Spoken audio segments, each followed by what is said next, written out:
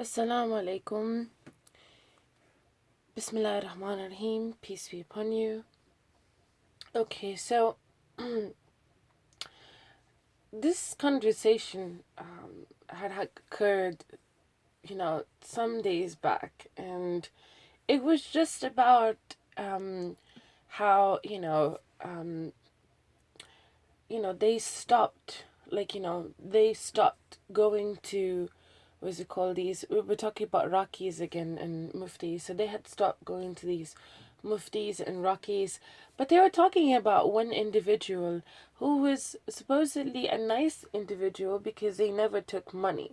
Okay, understood. They never took monies and they never asked for a fee. But then at the same time, it's kind of like, you yourself would know, what to give as a donation. It's like, oh, you could give whatever donation you want.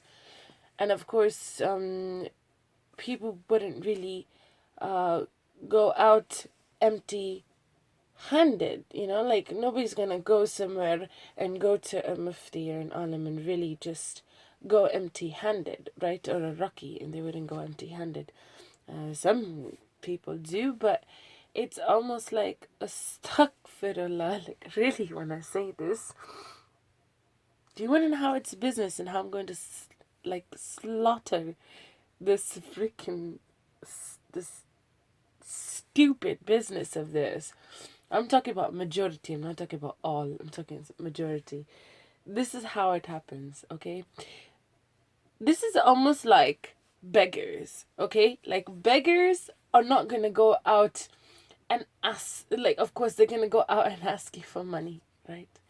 But now these people, some of these people, right, they set up these businesses and stuff like that, and they are like supposedly high clerics, people that we praise a lot in society, in different nations, and we think that they're high clerics. So when we go to them, they're able to tell us about, the future of your marriages or the problems that you have, and you go to them, and supposedly they like nod their heads and they're like, oh yeah, this is your future, or they'll tell you this, okay, this is what's going on with you, or blah blah blah blah blah blah.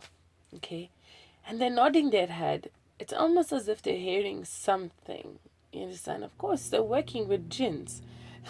They're nodding their head and they're working with jinns. Okay, so I'm going to further take the sentiment out of the people when I say this. Literally, just, in my head, literally, when I said the word S word, I said, in my head, I'm going to just freaking cut the ropes of these filthy ideas. Like, y'all gotta go.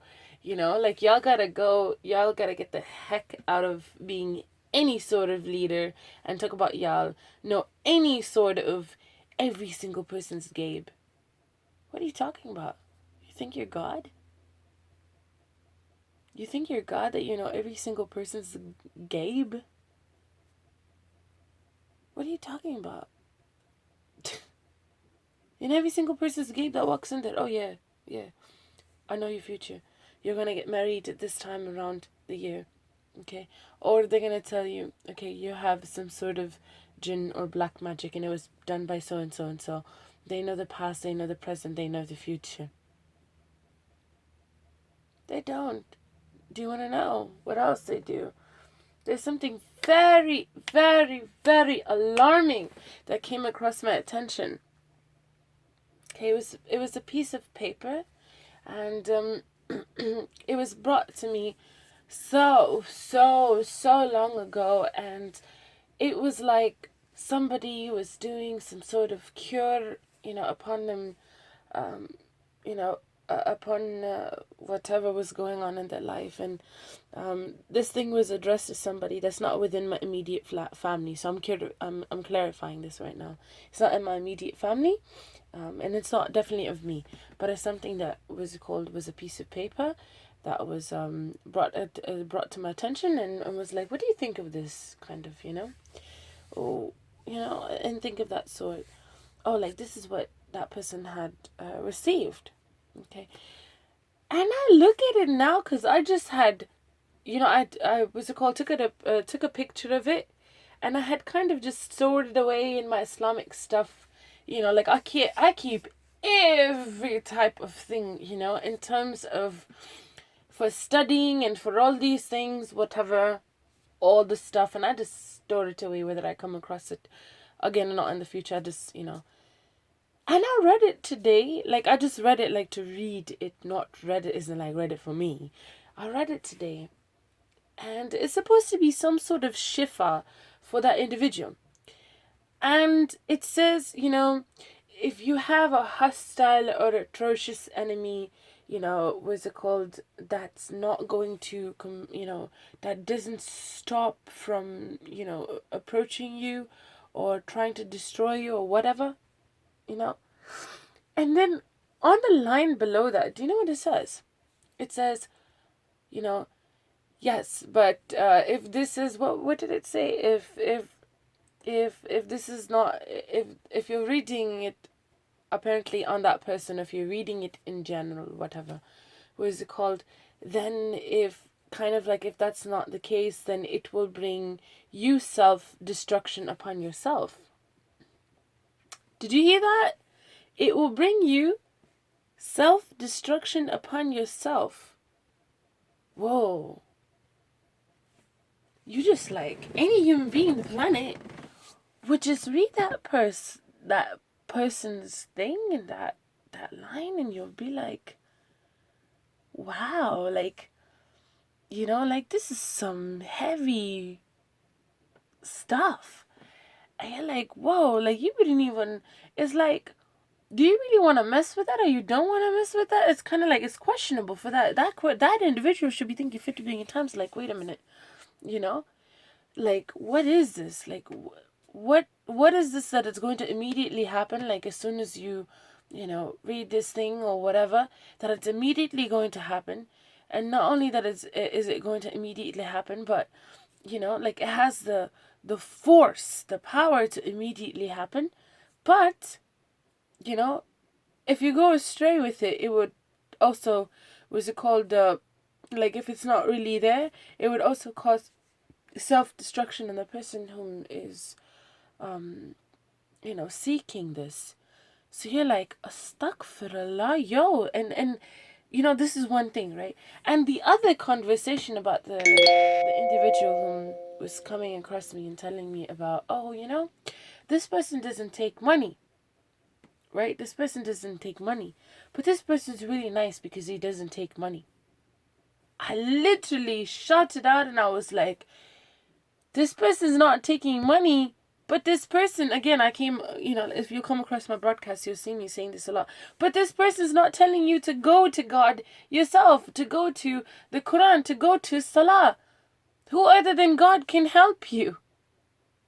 These people can't help you. It's jinns, it's temporary relief, that's about it. It's like, you're sick.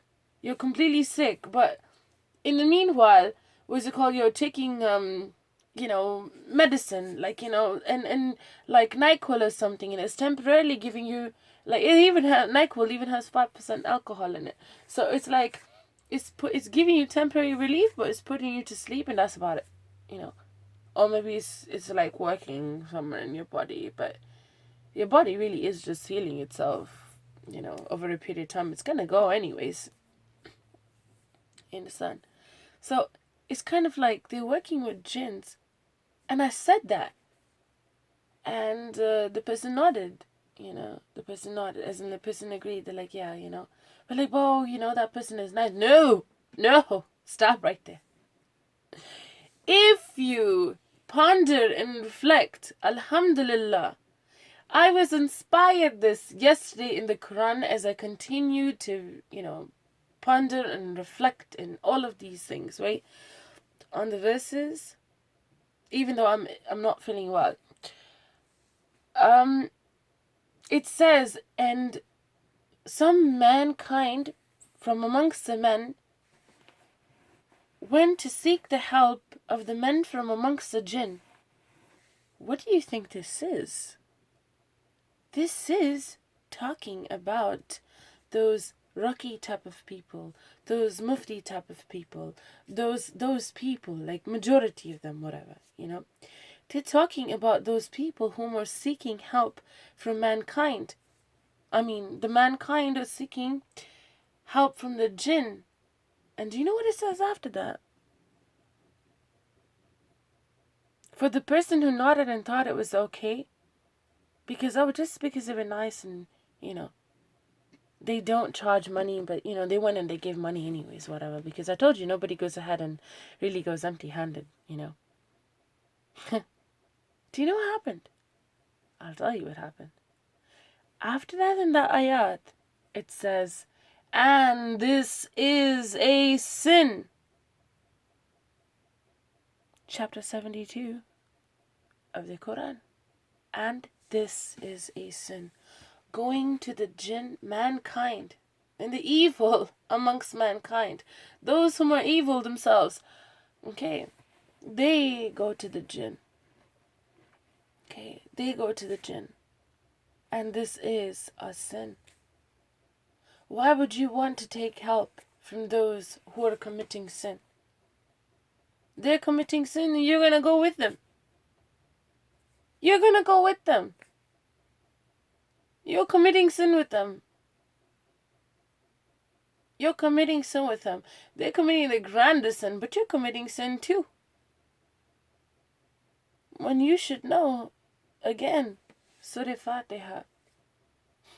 And to you alone we seek help. And to you alone we seek for guidance. You alone, the term is alone. Alone, alone, alone, alone, alone. No one else. No mediator. Okay.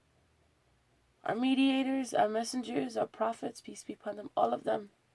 That's it. Gone. They left the book. That's about it. They left Salah. They left the book. That's it. That's all you need. That's all you need. And anyone whom is sincere in that, you will start to receive. Now, this is going to be this portion right here. Actually, let me finish this topic off, and then we'll get into that, so we don't confuse the individuals and the whole stories and everything like that, right? So I'm telling you, when I say this, don't go to Rakis, don't go to Muftis, don't go to, what's it called, majority of these people out there. Don't go to them. Do you want to know why? Do you want to know why?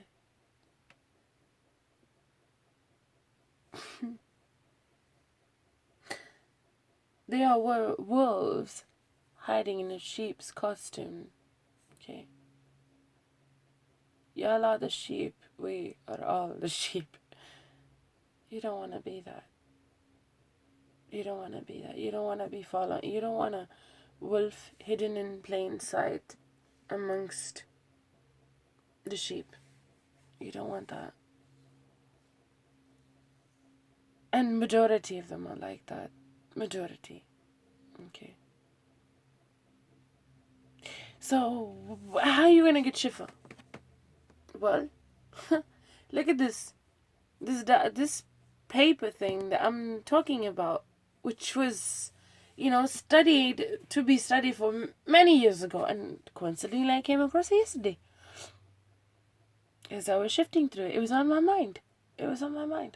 I'm shifting through it, and then I came across this verse, the answer.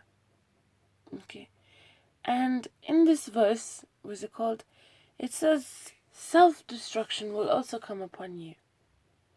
What type of...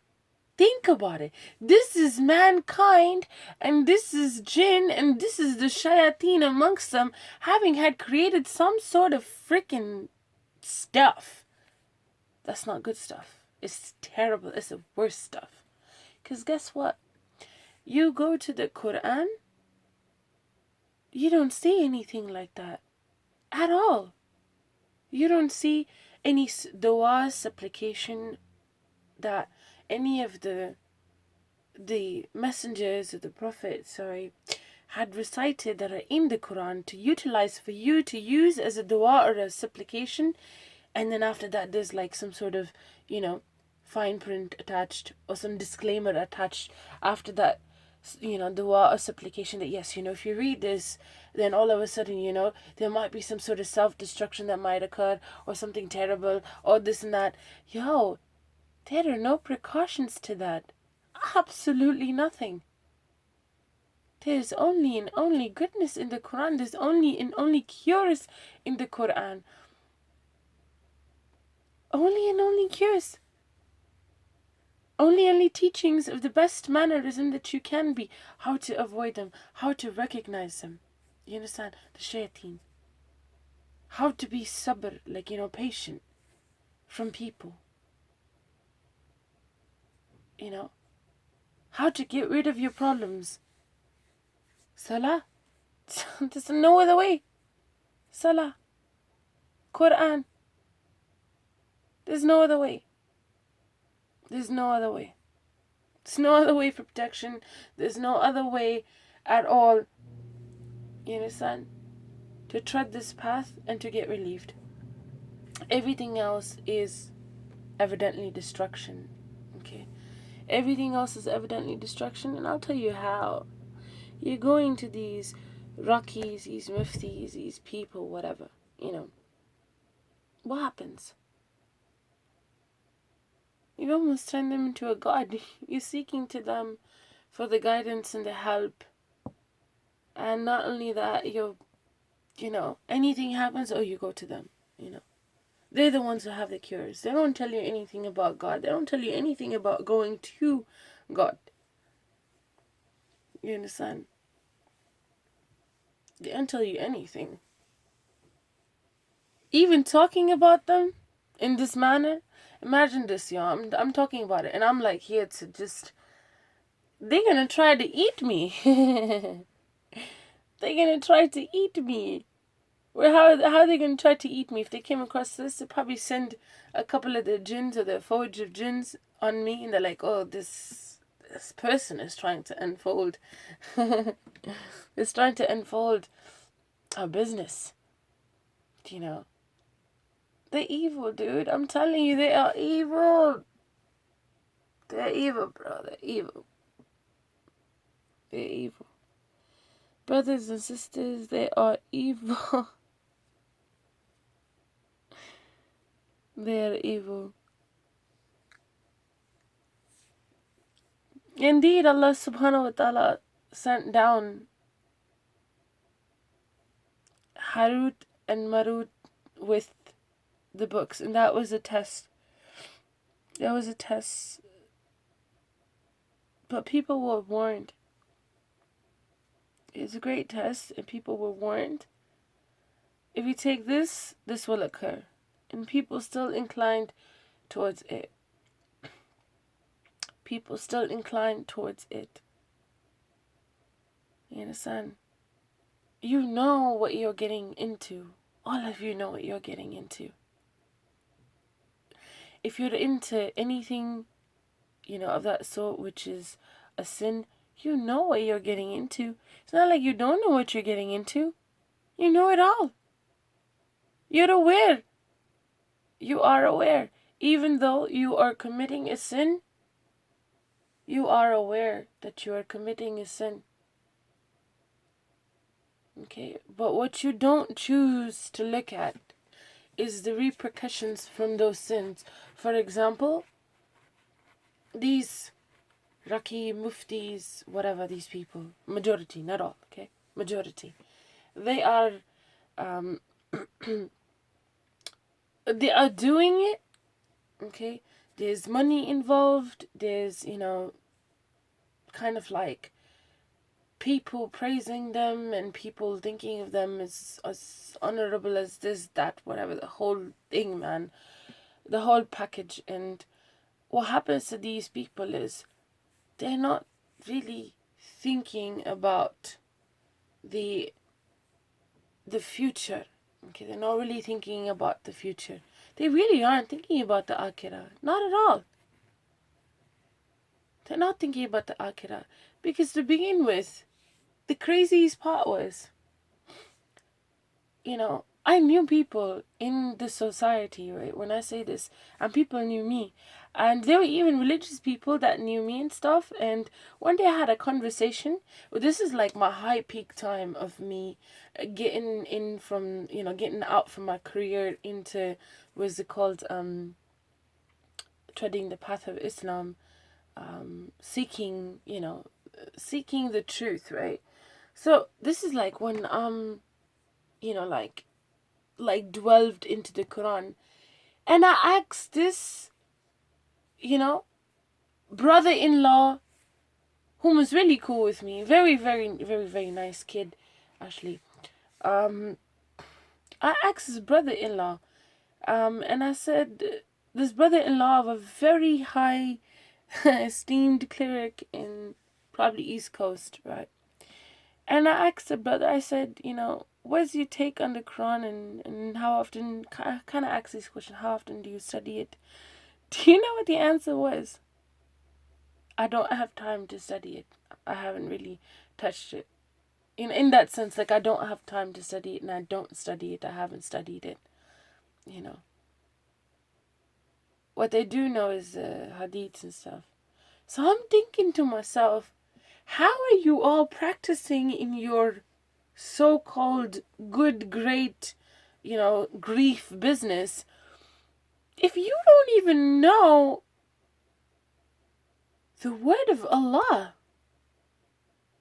What are you guys doing? There's something terribly wrong with this.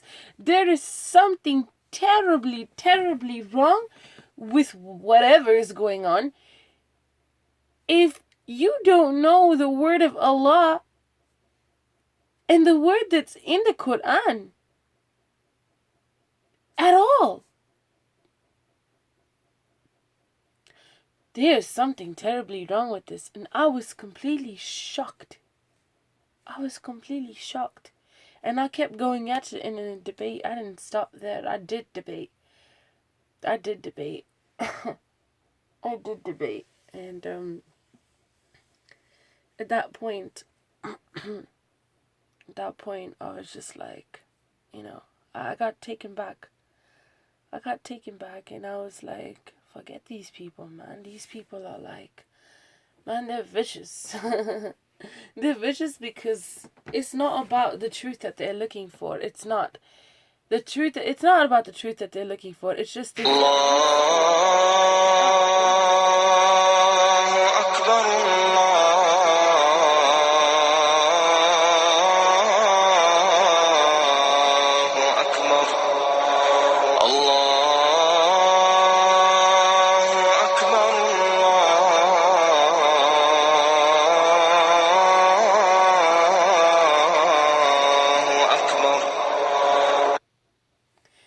I don't know, I heard something really silly sometime back. I heard that when somebody speaks the truth and the azan comes on, then God agrees to that.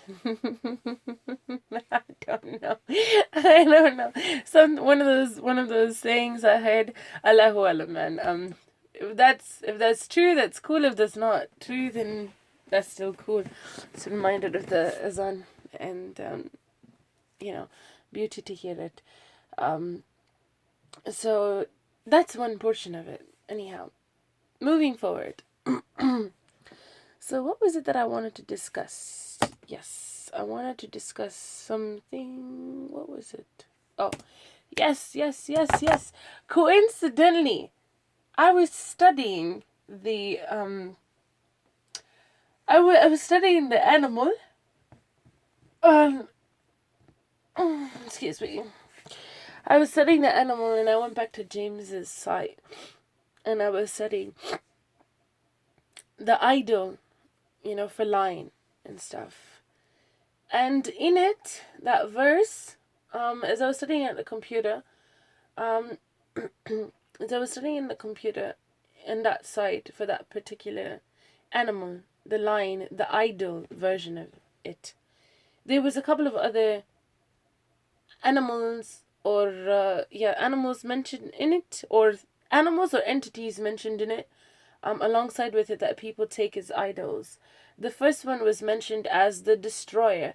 The second one was mentioned as the, what is it? The fertility. The third was the, I'm not going in a particular order, but I think definitely the first two were definitely in the order of the destroyer and the fertility. Then after that it was the lion, the stallion, what else was it? The lion, the stallion, the lion, the stallion, the lion, the stallion, the lion, the stallion. There was one more, maybe one or two more. I'll have to get back to it whenever I can. Whoa. Hold on a second. Okay. So it was the lion, the stallion, and so I'll basically give you a rundown of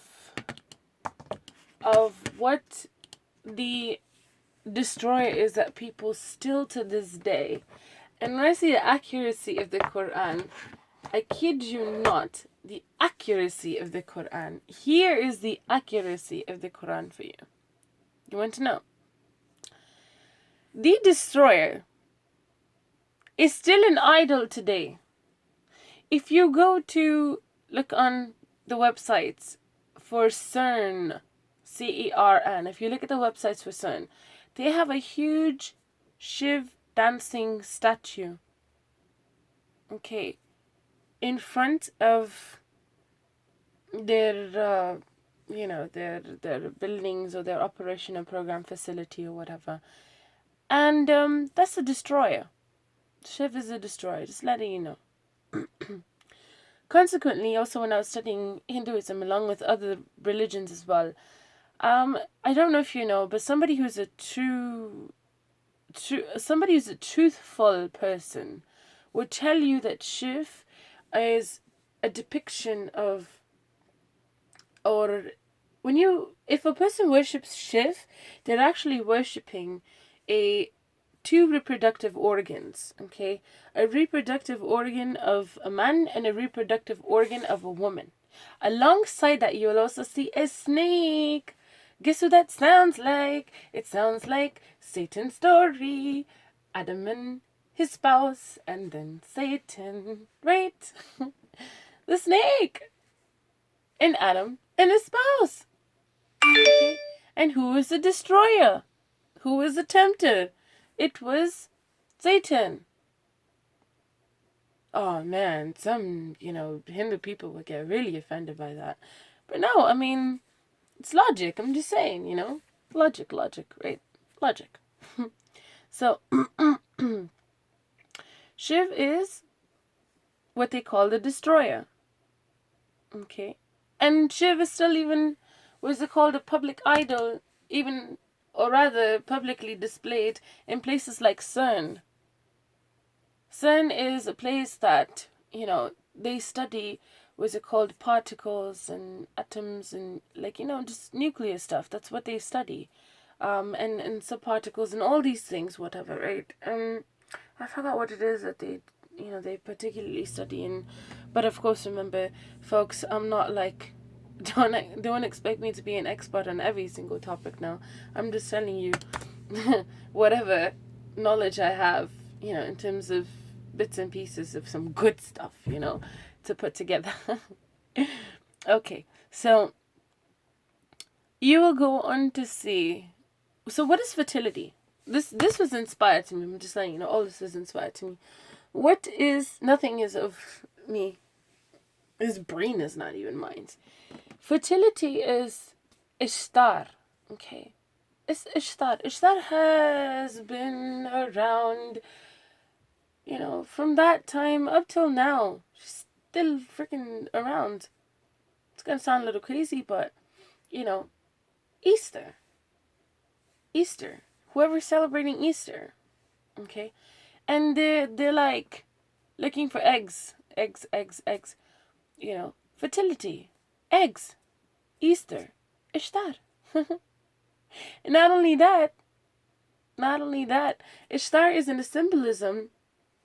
You won't even believe this. Look at how back in the days, I have all this stuff like that. I can just put it on my TV for me to go ahead and show you the findings, what I came across. But I'm too sick to go ahead and go through that process. If you want, I can at some point. If anybody ever comes across my documentations and findings, and they can ask me. But other than that, I'm not going through that right now. I'm too sick.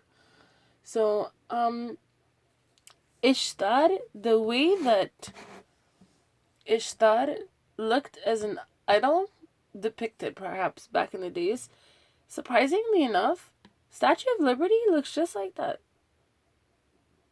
Statue of Liberty with the crown of what appears to be a crown of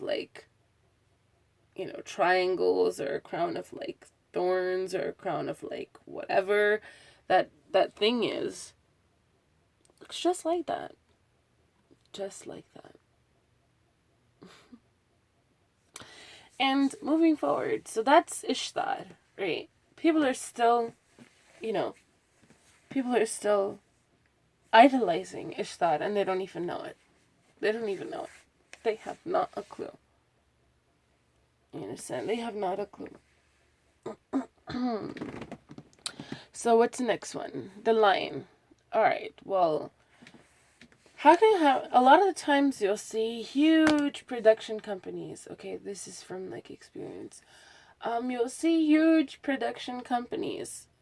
Not saying they are associated to idolism, but you will see them representing these, idols, as if they are this, this picture. I'm just saying, this picture or this image is actually something great and, amazing. And it, it is, what's it called? How do I say this? It is the strength behind our image. Right? So they'll put a lion, or they'll put, a horse. Where do you see that, though? Where do you see a lion? You see it, I think, in this production company named, this filmworks company named Goldwyn Myers or something. And they have a lion, I think. I think so. And then you'll see a stallion or something of that sort. It looks like a stallion, not a dragon. You'll see it also, if you've ever come across people who smoke and they have their cigarette packets laying down, and then you'll see it on their boxes. You'll see some of them, some of the biggest companies have a stallion, a horse, as a symbol on their packets of their representation of their brands. Okay. Knowingly or unknowingly, you understand, people who smoke, right? I'm just saying, people who smoke. Well, people who are hardcore addicted to smoking, right? I'm not talking about people who are hardcore addicted to, drugs. I'm talking about, this is also a form of drug to setting, What is it called? Nicotine is also a drug. It's probably the worst drug, by the way, to setting, people who are addicted to smoking, right? You will almost see even people who are praying Salah, that are Muslims. They call themselves Muslims, I'm just saying. They smoke. They can't get rid of it. Why? Oh, it's supposed to be, something that gives me stress relief. Can't you do the same by going to God?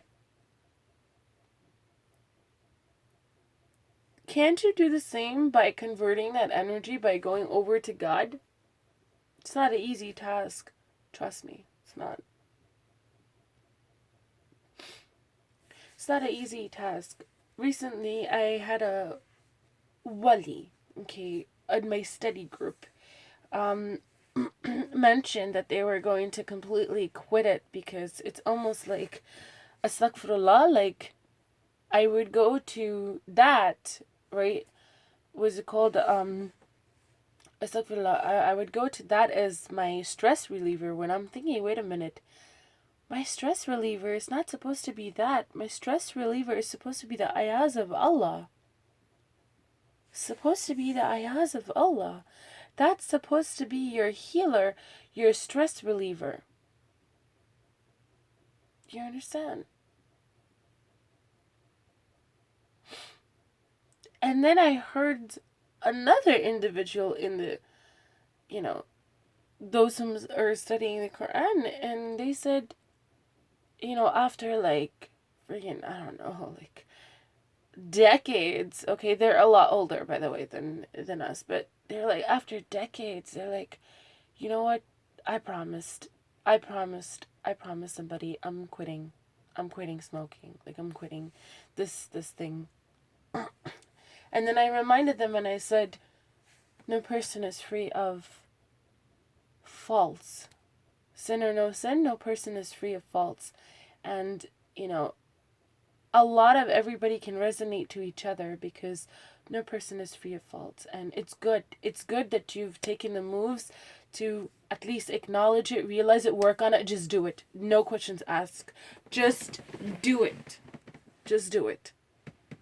You understand? Just do it. Don't think about how the cause started of anybody, Don't think about what caused you to start committing the smaller faults or taking to it or whatever it is. Don't think about it.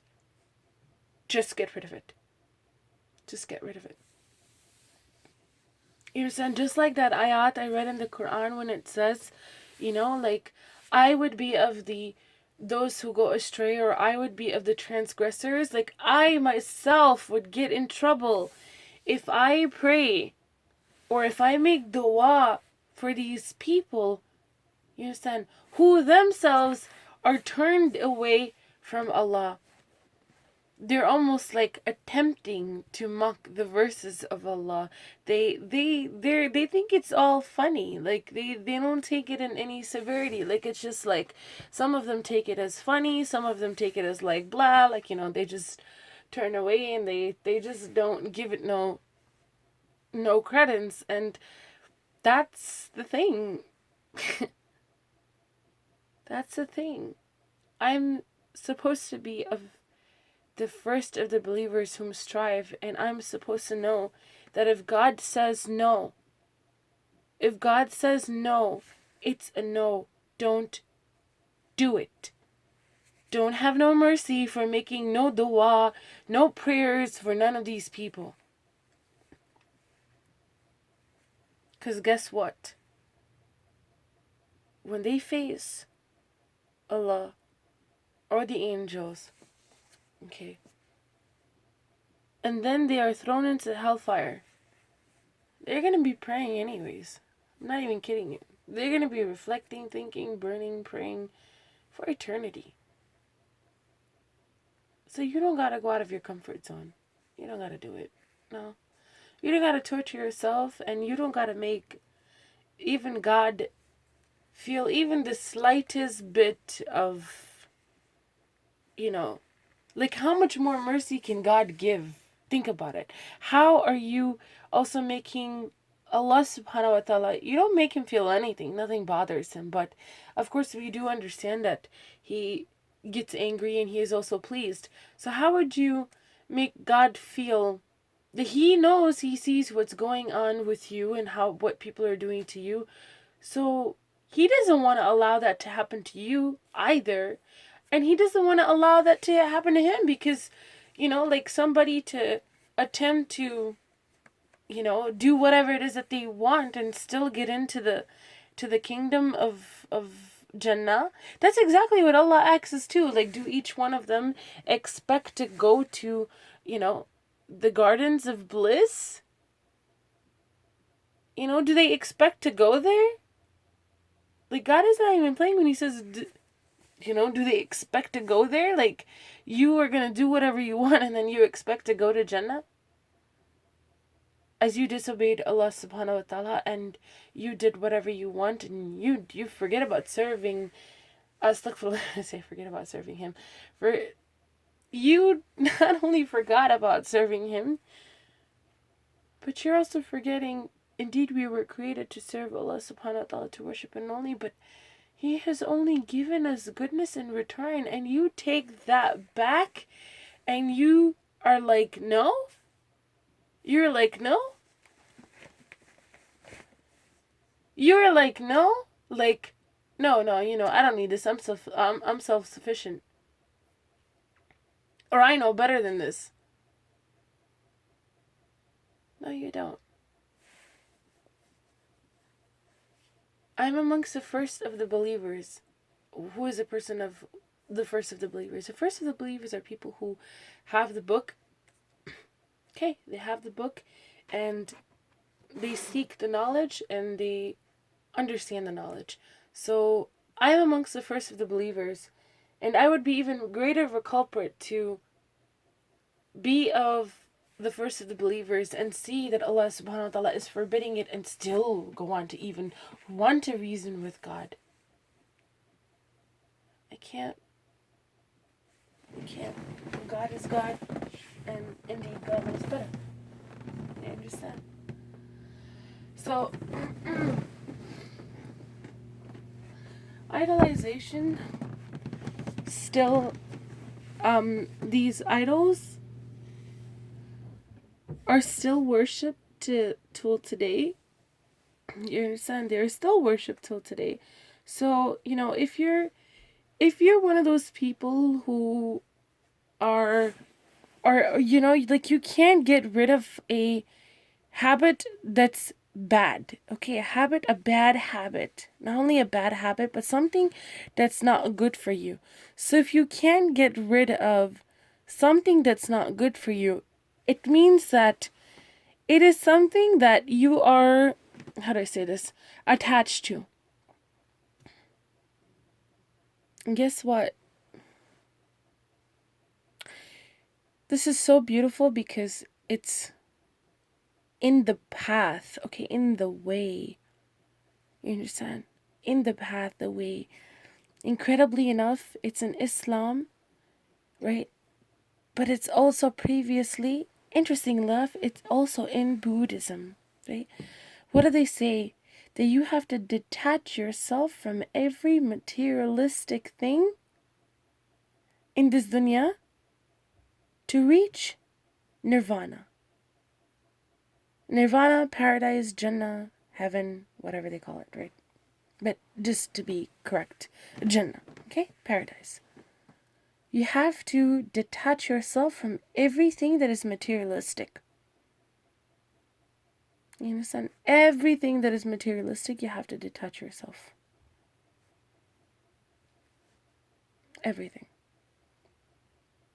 And, if you can't live without smoking, you understand? I'm just giving an example. These are good things for you, man. What's it called? If you can't live without smoking, whatever type of drug it is, some severe drug, some this drug, some that drug, some weed, some, what's it called? Some cigarettes or some whatever it is that you're into. Anything. That means if you can't live without it, right? That means that almost undeniably has become your idol.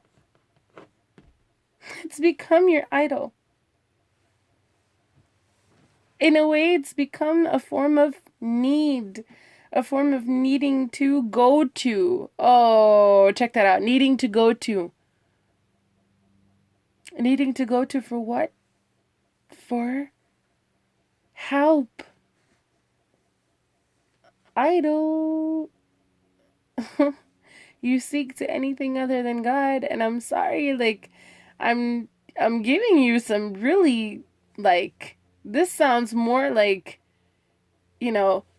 crazy than what you would call the haram police. Like, oh my God, this girl, did she just say that, cigarettes are a part of, like, her list of, like, idols too? Wow. Did she just pull a haram police on us? Listen, man, as long as I'm not pulling Sharia, okay? I don't believe in that. It's non-existent in the form that they have it in this dunya. Okay. So I'd rather have something subtle. Okay, something subtle that you can find in the Quran that will make you ponder and reflect, and it will make you better instead of putting in, for example, like, you know, thousands and thousands and thousands of chemicals into your body, that can cause you all sorts of problems, man, all sorts of problems, and you won't get hit with it. Maybe now, maybe later, but the repercussions of that are terrible. You understand? Terrible. And what are you going to answer to God? God gave you this perfectly beautiful body, formed or not formed completely, whatever this case is. God gave you this. What are you going to answer to God? Even if he's telling you to resist away from the wine in this dunya, he's telling you to resist away from, whatever type of things are out there in this dunya that you all like. Okay. Right? Why is it that they're telling you to resist away from gathering in these type of mahals and stuff like that? It's because, think about it. Just really think about it. Like, if you go to, for example, you drink, whatever it is that you're drinking, okay? You're drinking, and you're going out with your friends, and all of a sudden, what happens in the type of mahal with the type of people you're around? Somebody might go through your purse. Something might get stolen, right? Somebody might go through your wallet. Your wallet might even go missing, right? You go there with, your partner. Somebody might want to eye them up and down, right? You don't necessarily have to go to a place with with alcohol to have a good time with, your partner, meaning like your spouse or whatever, right? And you'll still be walking in the streets nowadays and people will still be doing that to either you or to your spouse. Astaghfirullah. People have just become so, so devious, so devious. We are living in the times, okay, we are living in the times with no boundaries, no respect. No respect. You could tell somebody they're your husband, you could tell somebody that they're your wife, and they'll still be gawking them up and down as if they want them. You understand? There's no boundaries to nowadays. No boundaries. You understand? Anyhow, and then you'll go to place. And then, of course, like the example I was giving, your wallet might be stolen, your purse might be stolen. What else could happen? Oh, of course, you go with your partner, or you go with your friends, right? And all of a sudden, they want to gawk them down, and they want to, end up committing some sort of fahisha with them, or you'll. I mean, a million and one things happen in those type of places. You understand? You just meet more and more devious people. That's it. Majority of them are all devious people. You understand? So the difference between drinking wine here and drinking wine in Jannah is exactly that. That in Jannah, everybody passed their test. Everybody passed their test. There will be no sort of nonsense. That's the word I was looking for the other day. Allah subhanahu wa ta'ala says that there will be no nonsense there. You'll all be in your senses, but you'll be having a good time. But there will be no nonsense there. No trying to steal somebody's, money, or trying to, take somebody else's belongings or spouse or whatever it is. I mean, none of that nonsense is going to be there. No blame, okay, you did something, and then all of just man, God really crafted out